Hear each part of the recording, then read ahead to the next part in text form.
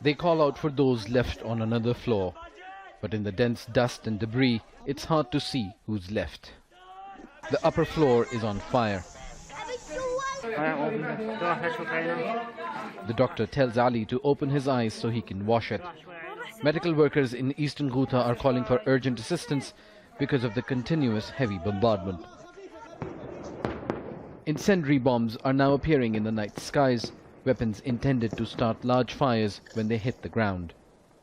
People and bodies are pulled out from crevices between buildings. The nearly 400,000 people in the besieged enclave are dying in their hundreds.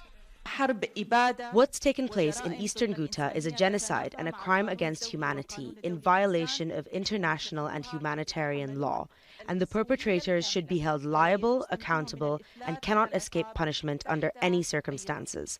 Russia is to blame for directly being involved in the military campaign and the bombardment.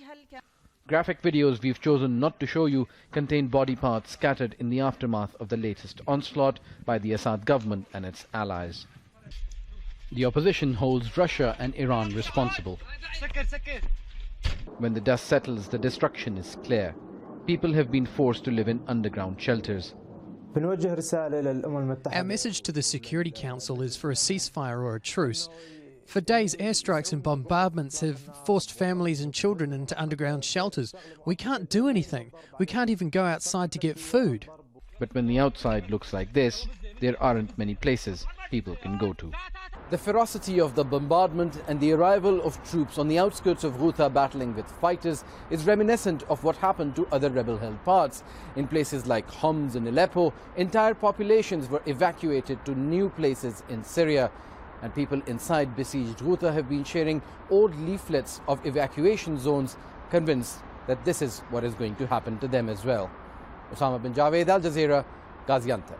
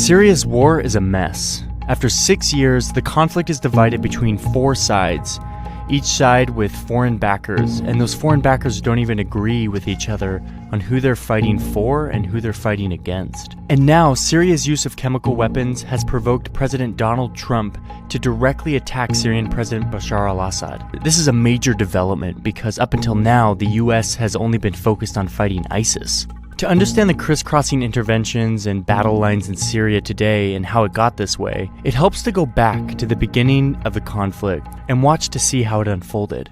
The first shots in the war were fired in March 2011 by Syrian dictator Bashar al-Assad against peaceful Arab Spring demonstrators.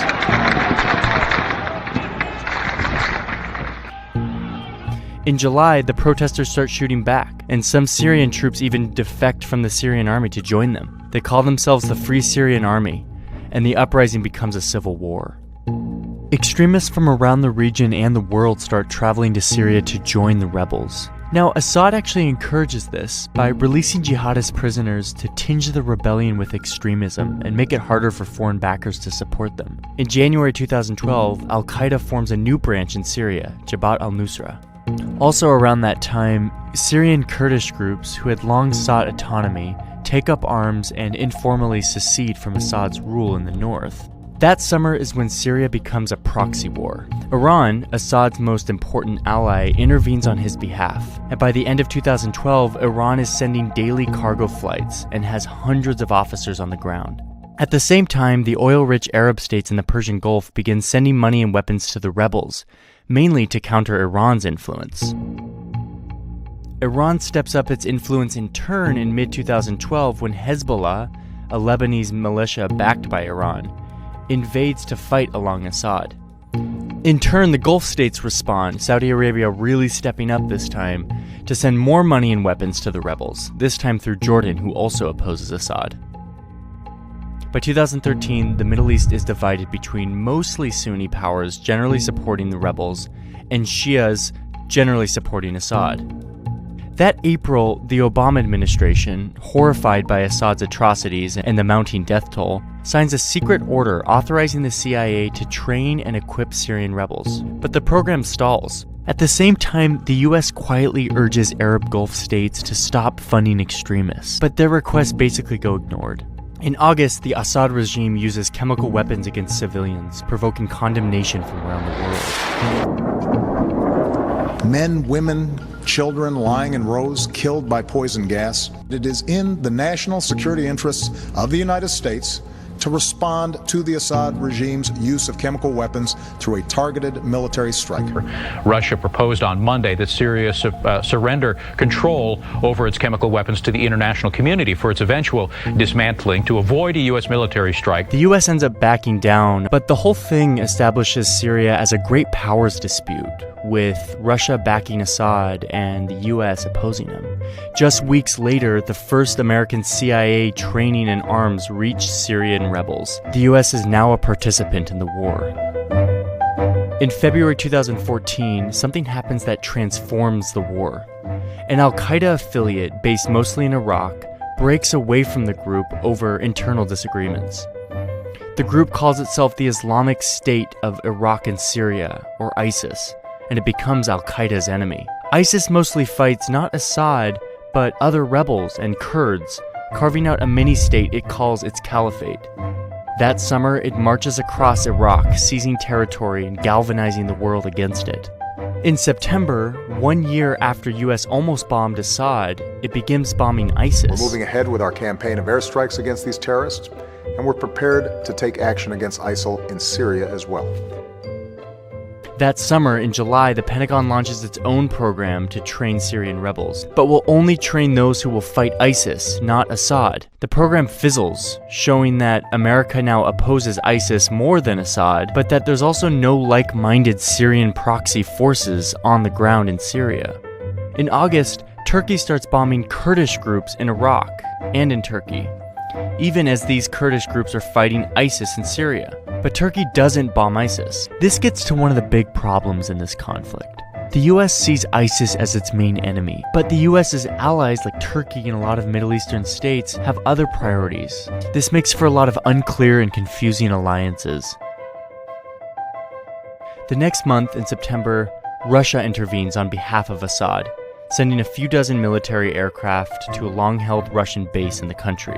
Russia says it's there to bomb ISIS, but in fact only ends up bombing anti-Assad rebels, including some backed by the US. The next year, Donald Trump wins the White House, vowing to stay out of Syria and signaling that Assad should be able to stay in power. At the end of 2016, Assad, helped by Russian air power and Iranian-sponsored militias, retakes the Syrian city of Aleppo, knocking the rebels out of their last remaining urban stronghold.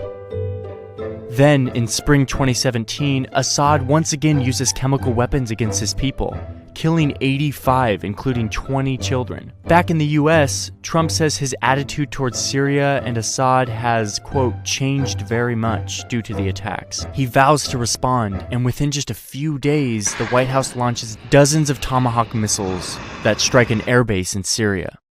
This is the first time the United States has directly attacked the Assad regime, and this adds yet another crisscrossing complication to the already multi-dimensional civil war.